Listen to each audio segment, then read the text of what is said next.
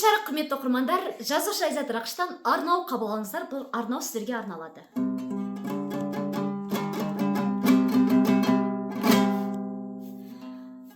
Оқырманым, ардағым, айналайын қарағым, құрметтеп бір өзіңді арнау әнін саламын.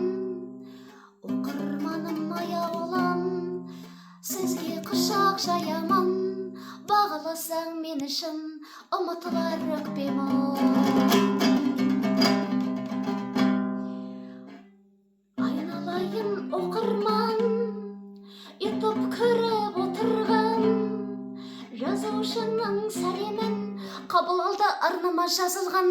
Осы менің тірегім, айналайын оқырман.